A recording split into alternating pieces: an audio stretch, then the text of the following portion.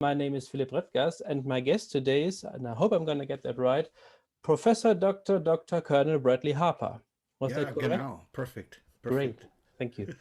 Uh, Brad is a retired US Army pathologist, and after he retired from service, he took up writing, which is a great idea, I think, and also produced great results, which we'll talk about in a minute. And his first novel was A Knife in the Fog, which I have here, in which the unlikely company of a young Arthur Conan Doyle, Miss Margaret Harkness, and Professor Joseph Bell, who many believe to be an inspiration for Sherlock Holmes, are involved in the hunt for Jack the Ripper. So before we start talking about the book, can you maybe tell us a bit about you and your career as an US Army pathologist and maybe how you ended up writing fiction? Okay, well, the most interesting stories are not a straight line from point A to point B. Just, I'm warning you. It's okay. Also, I'm part Cherokee, and in the movies, they always portray the Indians as very stoic and quiet. Well, I can tell you, for the Cherokee at least, we talk a lot. My grandfather, he was half Cherokee, and his Cherokee name was Gulagug, which means big mouth jug. And if he was awake, he was either talking or he was eating, but his mouth was always open. So, Okay. okay, I've already won. So you have been warned. I have, yes. So yeah. So in 1973, I graduate from university and I go in the army because I really didn't have a choice. And I was in the infantry for a while. Then I went into transportation corps. And anyway, one day I went on sick call, and the doctor who saw me was such a jerk. You know, I went home and told my wife, so if that guy can make it through medical school, I think I can. I mean, at that point, my career was to do my time in the Army, get out, and go be a high school Spanish and history teacher. Oh, So, anyway, I get out and I use my GI Bill. And around 3 semesters, I cram all the biology, chemistry, and math I can in my head. And I applied to medical school, and to my surprise and terror, I was accepted. So I great. went to the military medical school in Bethesda and got out and wound up and eventually started off in internal medicine. Then I went into pathology because I figured out one day that there's things about medicine I really like and there's some things that I don't. Mm. What I really enjoyed was making the diagnosis. Once you have the diagnosis, then you're just moving a little bit more of this, a little bit just adjusting after that. But I thought, gosh, as a pathologist, I get to make the diagnosis all day long. I get to play Yeah. all day long, and so that was a good fit for me. And that's the direction I went. Because I'd been a prior real Army officer, I kind of graduated or tended towards administrative positions and wound up with 4 commands: a field hospital in Bosnia, and then let's see, Fort Lee, Virginia, Fort Buchanan in Puerto Rico, and then I was about to retire after serving with U.S. Army South as the command surgeon. U.S. Army South is the Army part of the Southern Command. I'd spent a lot of time in Central South America. Hmm. And in fact, at one point, the FARC gave me a compliment in that they put a $1.5 million bounty on my head, alive, if I could be kidnapped and delivered to be used as a hostage. Ah, And whenever I tell anybody that, I want to make sure they understand that offer is no longer valid. okay. Okay. So for all of So our anyway, viewers, then I was about to retire, and I get this email from Personnel Command. Said, "Oh, how would you like to command in Vicenza, Italy?" And I said, "You found the one job I could not turn down." So up until now, every time I'd been offered an assignment, I always discuss it with my wife. This time I said, "Honey, I'm going to Italy. Join me when you can." So she did. We had a great time. Anyway, I did 37 years, 4 months, and 9 days of active duty. I got out, and then my wife and I traveled a lot for about 15 months, all the places that we hadn't been. hmm, And then one day I woke up, I said, this is a lot of fun, but I don't want to spend the rest of my life on a cruise ship. Although my stomach might look like it. In fact, I play Santa Claus, among other things. I know. We're going So to talk about anyway, this also in a minute. so I had this idea for this story that wound up being Knife in the Fog. Um, I was a huge Sherlock Holmes fan ever since one summer of I turned 13, and I lived on the edge of town of Tulsa, Oklahoma. And once a week, I'd get on my bicycle with the big wire basket in front, and I'd ride to the bookmobile that came out once a week to this parking lot at this grocery store. And I could only get 4 books a week. So I'd read a book a day for 4 days, and for 3 days, I'm going crazy. So finally, one time I go, and there's this entire collection of Sherlock Holmes. I said, well, that looks like it'll last me at least 2 days. So I checked it out, and it took me 2 weeks, and I cried when I finished the last story because there were no more. Yeah. But, since then I had this love of Sherlock Holmes. And so one day I had an idea on how Conan Doyle wrote the very first Holmes story, Study in Scarlet. He wrote it in 86, came out in the year of 87, but he only got £25 for it. It got, rave reviews and sold out very quickly. But he also had to surrender full copyright, so he could never resell it. And so he was so embittered by that circumstance, because he had to beg people to even look at it. He said, that's it, I'm not writing any more crime stories, waste of time. In 1890, he finally was persuaded to come back and write The Sign of Four, the next Holmes story. Yep. And we all know what happened from there. In 1888, right in the middle, was Jack the Ripper. Suddenly started, suddenly stopped. We don't know who he was, why he started, why he stopped. And so I conceived of an idea where I could involve Doyle in the hunt for Jack the Ripper, trying to use the techniques he described in the first Holmes story to help the Metropolitan Police, and to explain why the Ripper suddenly stopped without knowingly being caught, and why Doyle eventually returned to writing Sherlock Holmes. And that was the idea, and I played with it. Yes, and there you go. And took me 3 years to write. 79 agents turned me down. Number 80 said, well, would you do this and this and this? So I made some changes as she recommended. She liked it, made some more recommendations. I did that. And then she made another set of recommendations. I said, you think maybe it's time for us to do a contract? He said, I think so. So bottom line, we put it out, and 5 publishers bid on it. But one publisher said, well, what else? I think the deal was he could only offer up to so much for a first book from an unknown author. So what he did was he asked my agent, well, what else is he working on? Well, I was about, 11 or 12,000 words into what I thought was going to be the next book.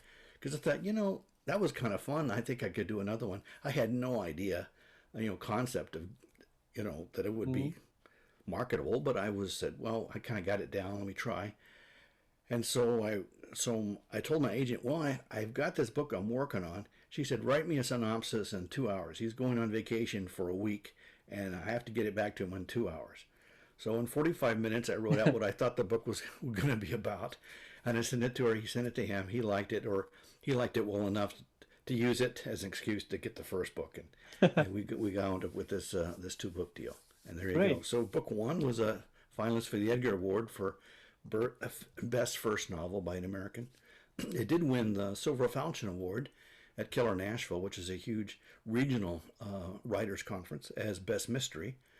And then the second book, which was kind of just like, by the way, it won both Best Suspense in 2020 and Book of the Year at Keller Nashville. So when did you first stumble across the name of Jack the Ripper? When did you first get to know about the case? Boy, that's a good question. I really couldn't say when I first heard about him, but probably in a movie. I did see the movie Murder by Decree, which features Sherlock Holmes versus Jack the Ripper, and that was very well done. And I suspect I knew before then, but even so, that was a good. It gave me some good background to it, not just the name, but the circumstances of his murders. Yeah. So when you were introduced to the case, there was basically also a bit of a connection to Sherlock Holmes. Yeah. So as I said, and you said also, 2 of the main characters in the book are Arthur Conan Doyle and Professor Bell, who many believe to be one of the inspirations for Sherlock Holmes. So was it difficult to write and work with real life characters, to write them in a way that they, that you thought this is okay, this is the way they probably were? No, actually, I think I was very fortunate because the real people that I put in there were so interesting that it was easy to visualize them. When I'm writing, I like to have a picture of the person, the character, open in a browser, so I can look at that and have a very clear vision in my mind what they look like, and I read their biographies. In the And of course, there's Margaret Harkness, who is a fascinating woman that very few people have heard about. And I owe Richard Jones a great debt for mentioning her in his book. And she was a Christian socialist, a suffragette, and a union organizer. And she was living in Whitechapel at the time of the Ripper murders because she wrote about the working poor and she wanted to live like her characters so she could actually portray their lives. And so there are no photographs of Margaret. There's one pencil drawing of her face, and that's all. And she, although she was, very well known, moved amongst society of the Fabian Society, among others, but no photographs are known to exist, and so that makes her a little bit mysterious. Right. I had a lot of fun writing her, and just to say, and I was also fortunate about writing about real events that happened over a period of time that gave me an internal framework. Although this is a work of fiction, I can't very well change the names of the victims or where they were murdered or the date or the time. And so I had these events I knew had to happen at this point in the story. And I was able then so that helped, steer me along a certain arc, if you will, when I'm telling that story. And I think you also said that Margaret was the character that surprised you the most and was the most fascinating. And she was actually, you planned her as a minor character, right? And then she turned into one of the major characters also. Yeah. Yeah. Because she lived in Whitechapel, she is initially contracted to be a guide for Bell and Doyle as they go through Whitechapel to try to, pick up clues about Jack the Ripper. And I was only going to put her in a couple of scenes to kind of show the status of women at that time, even a woman who was well educated and published in her own right. And every time she was on the page, it just, sparks flew. Yeah. And I wish I could say I was this smart to figure it out, but only once the book was completed did I realize that I'd taken my three characters who called themselves the Three Musketeers. I had Belle, Doyle, and Margaret each portrayed one aspect of the human personality. And Doyle is ego. And ego doesn't mean egotistic, but in ego, life is very this way, very rigid, like a 5-year-old, The peas can't touch the carrots. Things have to be a certain way. Right. He's a middle-class Englishman who abides by the rules, and he's always a line waiting to, or you would say cue, waiting to form. Bell was super ego. He was the adult in the room. He could stand back and say, yes, their rules have their place, but sometimes to achieve a larger purpose, you have to go around them, circumvent them. And then Margaret is pure id. Yeah. She says what she thinks as soon as she thinks it. Most of us, while we admire them, we have to have 2 or 3 stiff drinks before we can emulate them. And so the interplay of those 3 distinct personality types made for something that was larger than the sum of their parts. And I got some criticism of my second book that I didn't have the 3 of them working together in that story as well. And I really wanted to, but it just wasn't realistic. Right. Yeah. And also maybe because there's a kind of a prologue where that is set in the 20s, I think.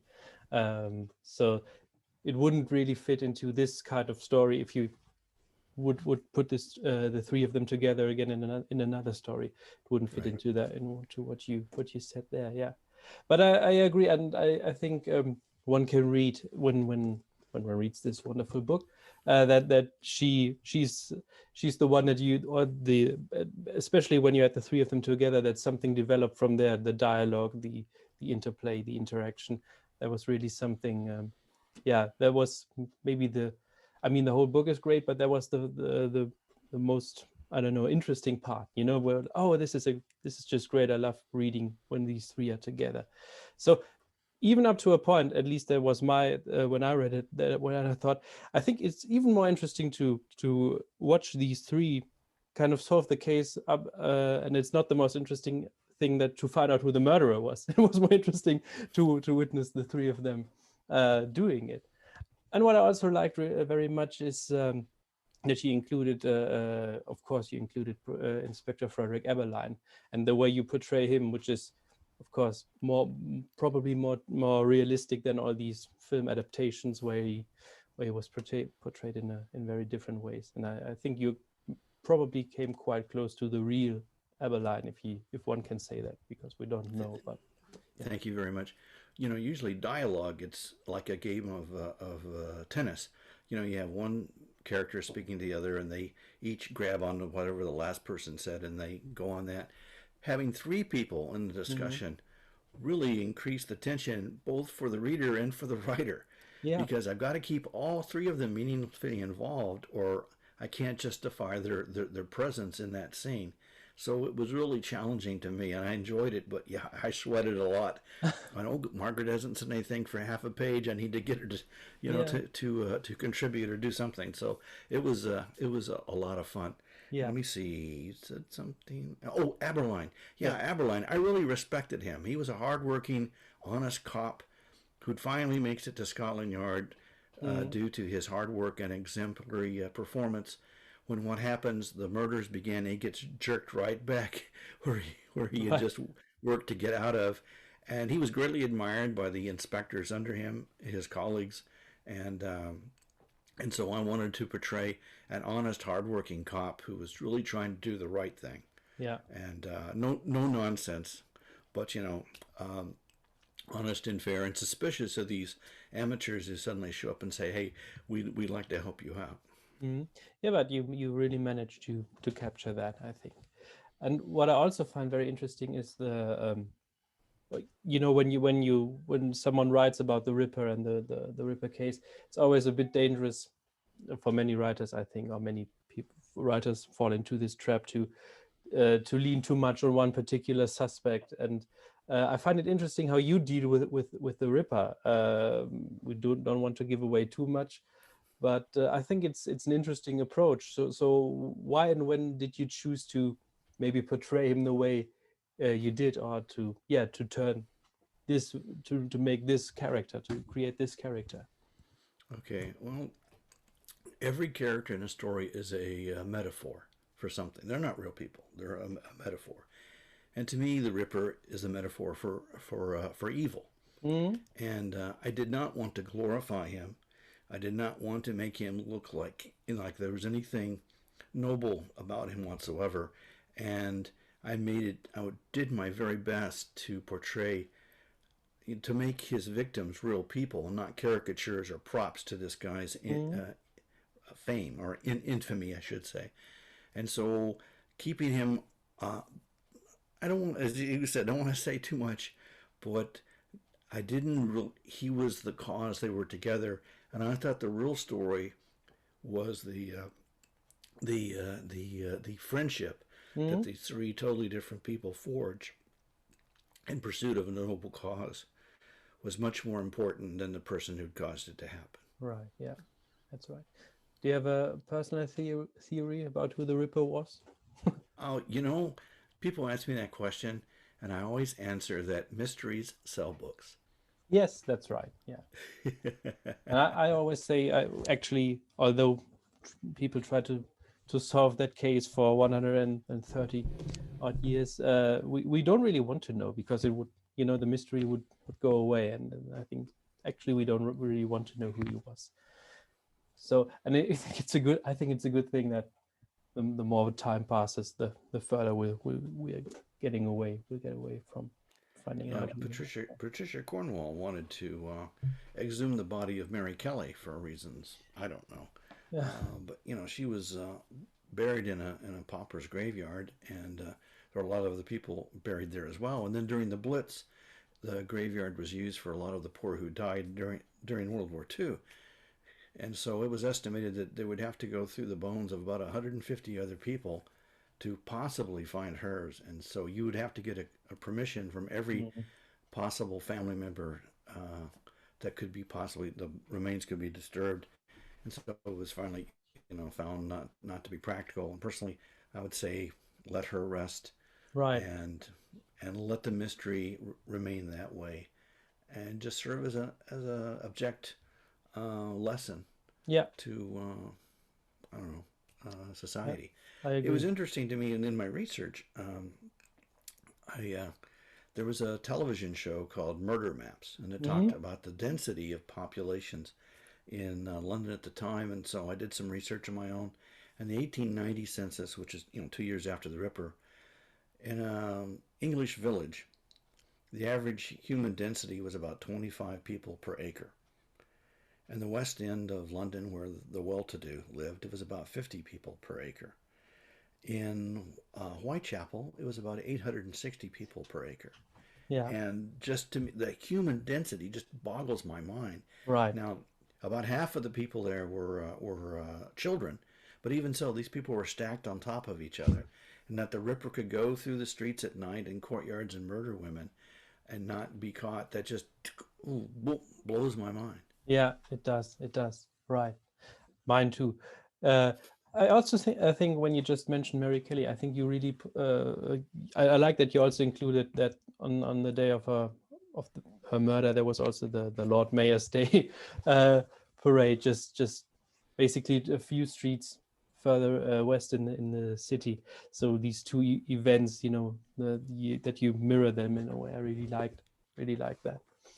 And Thank you. I'm really proud of that scene. And yeah. I read Richard's book, and Mhm. he didn't mention it then. We did the walking tour together, and he mentioned, oh, by the way, and it just struck me that here we have the pomp and circumstance of the Lord Mhm. Mayor's installation, and a little bit more than a mile away, they're bringing out the body of this woman in this plain wooden box. And Right. thousands of people at the ceremony, when they heard that another Ripper victim had been found, left in their Yeah. best Yeah. clothes to stand there in silence and watch her come out. Yeah. And so, although no, and the newspapers said at the time that everyone stood stock still, Mhm. and you could have heard, a pin drop. Everyone was Mhm. totally silent. And so they didn't mention this, but at least in my version, you can hear far off the sound of the music and the cheer of the crowd to contrast with this other Yeah. very somber scene. Yeah. That's right. Well, I wanted to say last year, but no, it was 2019 because time flies and because of COVID. But in 2019, I was in London during, yeah, or in November, and also on the 9th of November. And so in the morning, I kind of paid a tribute. I went to where Miller's Court used to be, with this fruit and wool exchange building where you can go into this in a yard or stand in the street before that, where there used to be this parking lot and things like that. So I went there and kind of paid a tribute, and then I went to watch the Lord Mayor's Day, and I thought, this is strange because this is something that people did, 130 years ago, 131 years ago, also maybe the other way around. But it's sometimes a bit strange how these things, there's these things repeat themselves, and there's these Yeah. traditions. Yeah. When I was in Bosnia, there was a British gentleman who took care of all our computers, and we had Mhm. telemedicine, which was a brand new thing, and so he kept all that running. And one day he said to me, he said, "Sir," he said, "you know the difference between a European and an American?" And I said, "No." He said, "A European is someone for whom 100 miles is a long way." He said, "American is someone for whom 100 years is a long time." Oh yeah. Hmm. Yeah. Good. Yeah.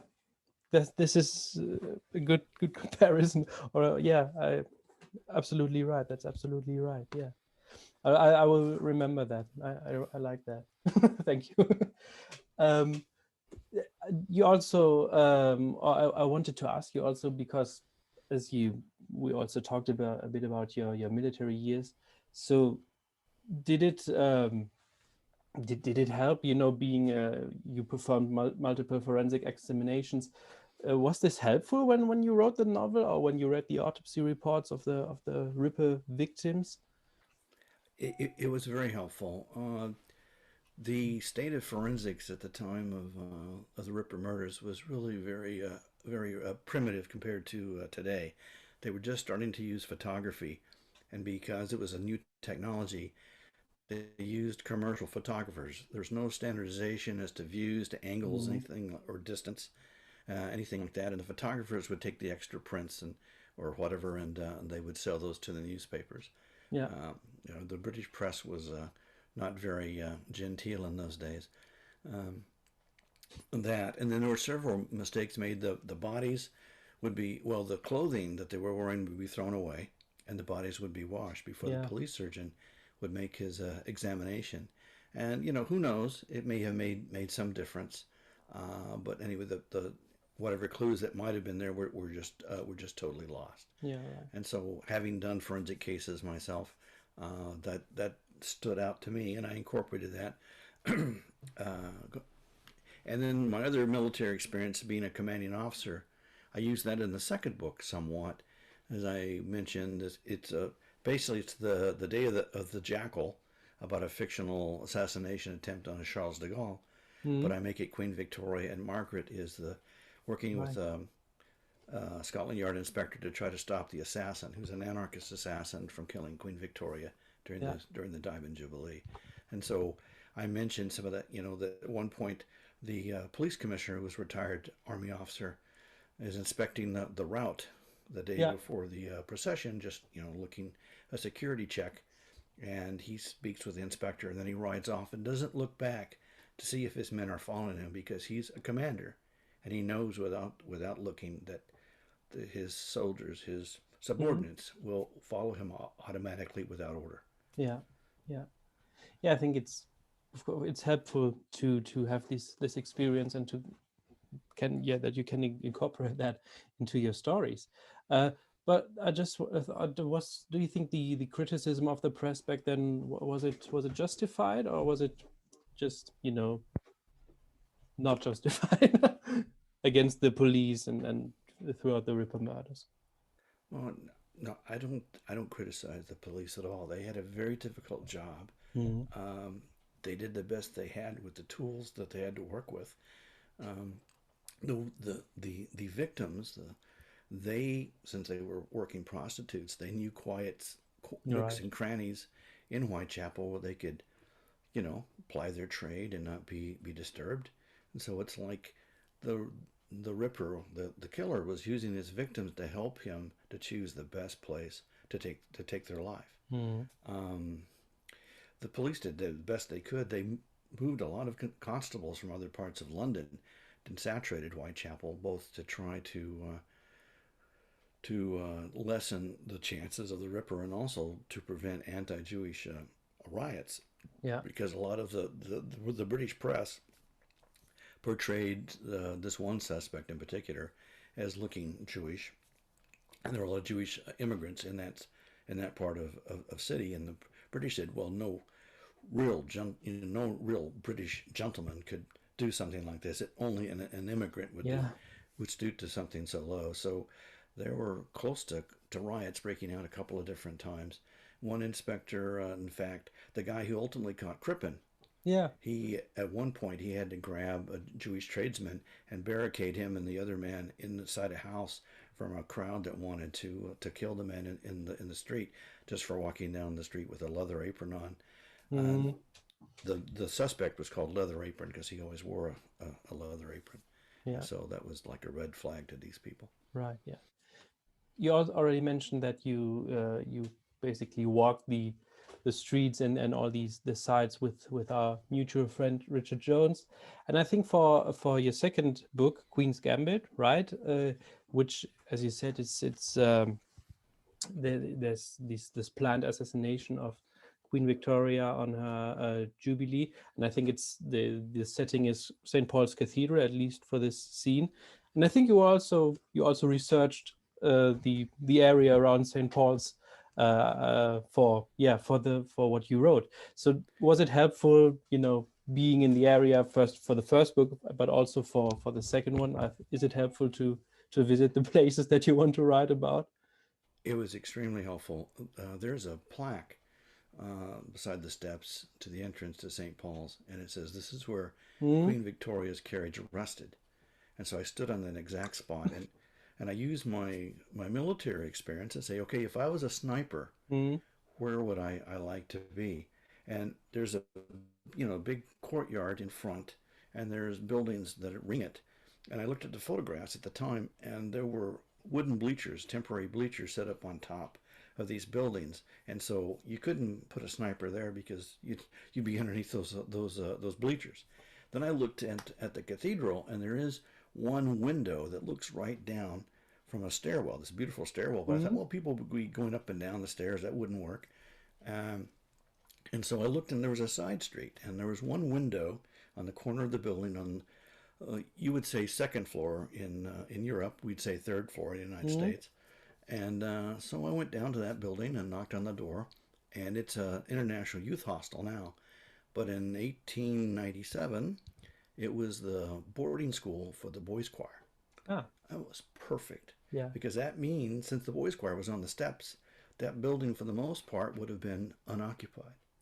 And so I went up to, they allowed me in and let me go to the window, and I got up on a bunk and looked right down on where Queen Victoria's carriage would have been.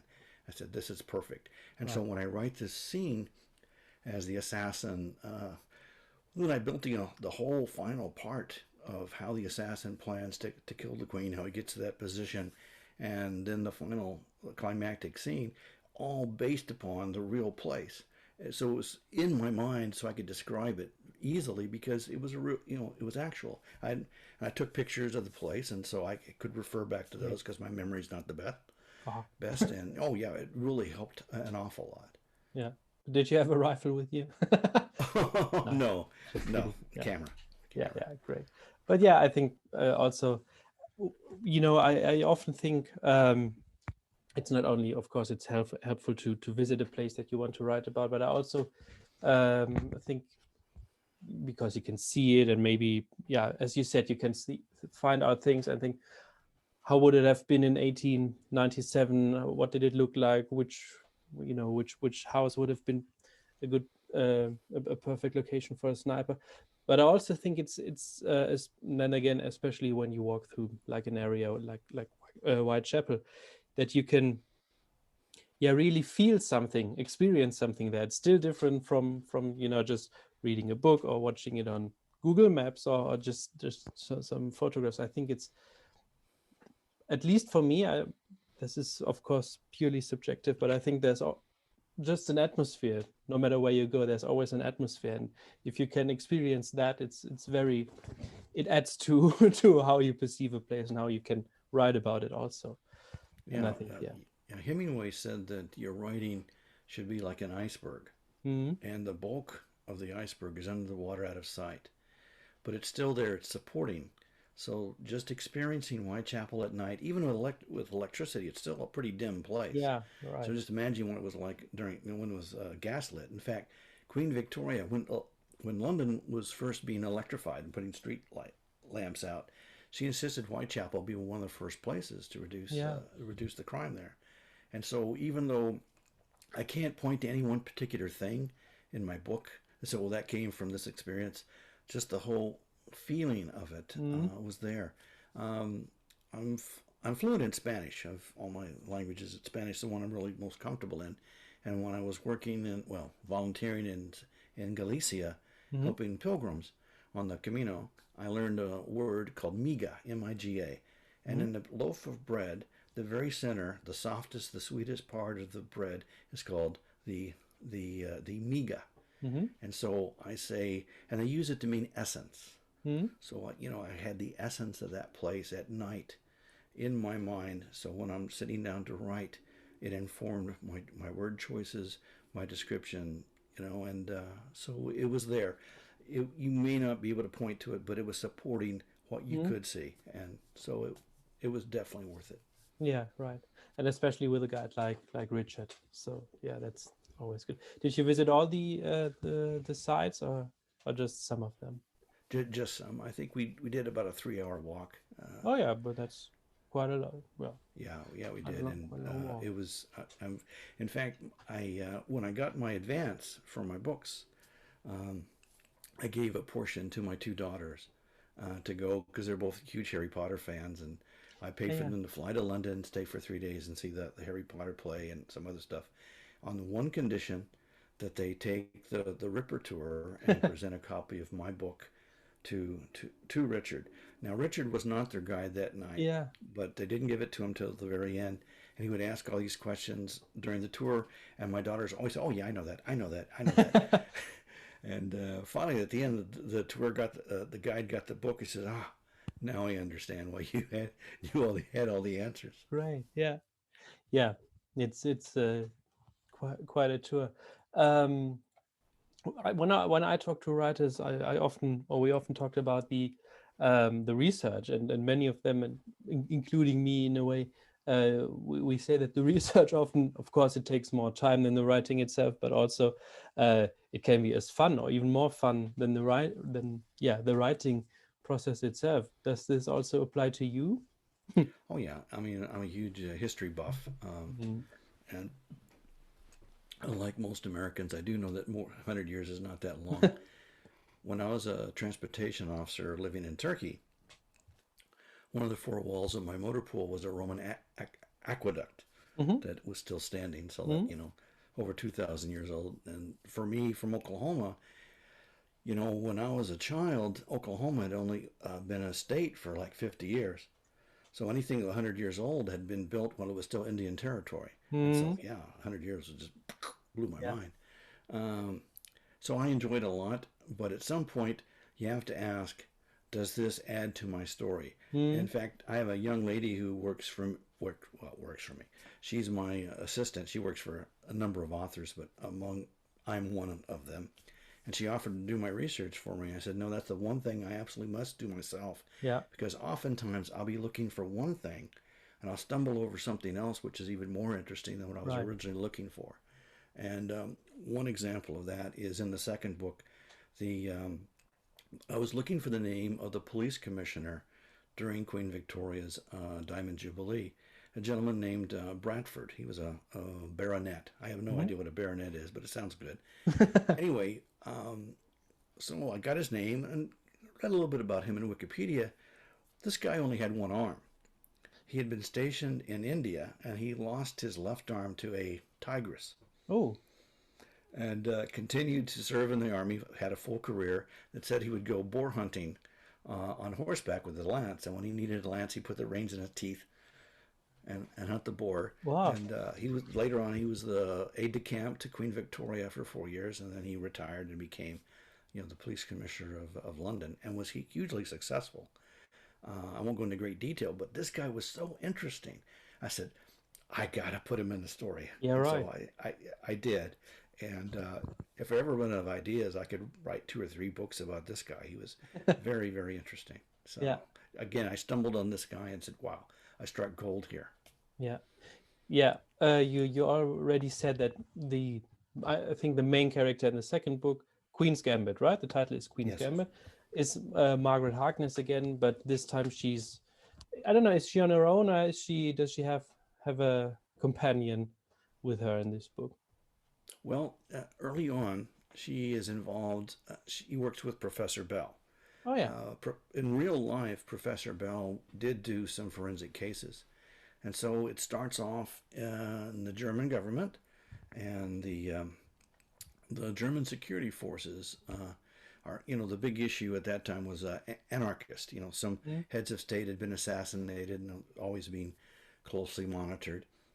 Although not as much in Germany as other parts because of Bismarck.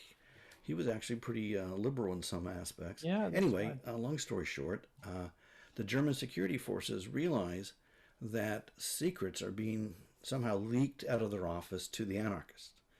And everything they can think of, they can't figure out how it's happening. And so they call in Professor Bell to be a consultant to look at the procedures and see if he can find some way that these things are being Mm. leaked out. And so Bell doesn't speak German, so he asked Margaret Harkness to serve as his interpreter. In real life, a number of her books were published in German and quite popular. I don't know if she translated them or not, but she was well known in socialist circles in Germany at the time. So she agrees because she's always kind of hard up for money.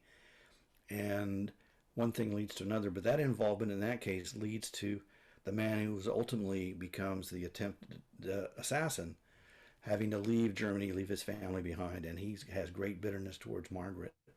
And he's told if he kills the queen, then the anarchist will help him to reunite with Mm. his family. So Okay. that's his motivation. Gosh, where was I going with that? So research. Was that what was the question again? Uh, uh, yeah, and research also, but yeah, I was just wondering about the Queen's Gambit. Oh, It's okay, just okay, Margaret yeah, as the okay. main So character, yeah, but thank not you. the three of them. So she comes back and she tells the British um, Scotland Yard had Special Branch. Special Hmm. Branch was their counterterrorism counterpart at the time. So she meets with this gentleman and says, "Okay, this is what happened over in Germany. I'm not a spy. I just want you to know this is what we did."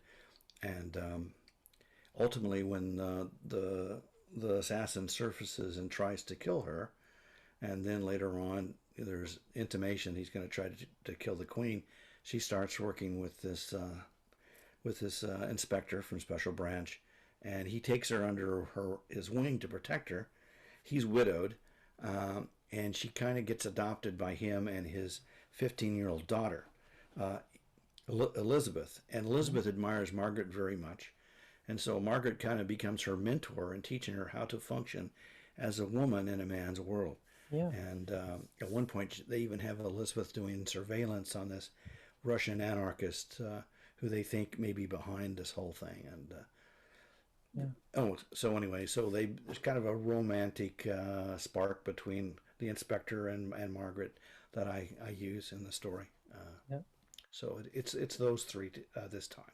Bell does make another brief appearance, and I do have a brief reunion with Doyle, Bell, and Margaret, as well as the inspector and his daughter, all together in the Marlborough Club, which means that both Margaret and Elizabeth have to dress as males. Yeah. Yeah. Right. Yeah. You also do, and we already talked about this a bit before we started. I've read quite often, and as you said before, you and your wife, you also have a very different kind of job around Christmas time, which Yes, we do. I think would make a great final to our talk if you told us a bit about yeah, your wintertime job, if you like. When I retired from the army, I quit shaving because I finally could, and it came out like this. And I teased my wife, says, I told her, I says, I think when you were 8 years old, you decided you wanted to marry Santa Claus, and so she was the one who encouraged me to try out for a role at this local park. It's Busch Gardens in Williamsburg. Busch Gardens is part of the SeaWorld Mm. franchise, and so it's a pretty large concern. So I said, okay, why not? I tried out, and again, to my terror, I was accepted, and so I said, okay, I'll do this. So I was actually doing two things. I worked primarily, and they have this dinner theater, so I would come out and I'd interact with the elves, and I would recite the night before Christmas, and then we'd have pictures taken with the guests who were having dinner, and then Mm. I'd get off stage, and the elves would close it out. And then there's also the toy shop on the other side of the park. And there was a principal in the dinner theater, and I was his understudy. He was in his 80s, and so he would do like 3 shows a day. If we had more than that, then I would do the rest. And when I wasn't there, I'd be at the toy shop. So like the third day on the job, I said, this is a really easy job. Kids come in, we do the picture. I ask them what they want for Christmas, and then they do the picture, and then we leave, and the next one comes in. And as long as I don't promise them anything other than I'll look into it, everything's fine. And then the third day, one of my elves comes up to me. She said, Santa, you're about to see 3 children, a girl and her 2 younger brothers, and they've been orphaned for the last year. Oh. And the foster parents keeping them had just been approved to adopt them. That means they'll be able to grow up together. That was their biggest fear. They'd be split up into Yeah, different sure. houses. Yeah. And they want you to tell them. Ooh, what a responsibility. Yeah, and boom, there they are. Yeah. As you said, I had no preparation. And so I was like, what would you like for Christmas, And it was a 12-year-old girl. At that age, she just kind of playing along. And then there was a 10-year-old boy. And at 10, they tend not to believe you, but they don't want to blow their chances just in case they're wrong. It's like, okay. The 8-year-old boy, his eyes were enormous. He believed totally. It was, really great. And so they each told me what they want. And I didn't hear a word they were saying. I said, what am I going to do? What am I going to do? Yeah. So they finally finished, and I nodded, and I said, okay, those are great ideas. I'll look into it. And then it came to me. I said, but I have something for you today. And they said, what's that, Santa? I said, a family. Oh, great. And They were they, kind of puzzled for a second, and then I yeah, explained, and there wasn't a dry eye in the house. yeah, I believe that. Yeah. And that's the moment I became Santa Claus. Oh, yes, you did. Yeah. What a beautiful story. Wow.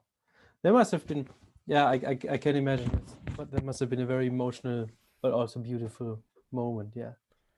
Yeah. I'm the luckiest guy I know.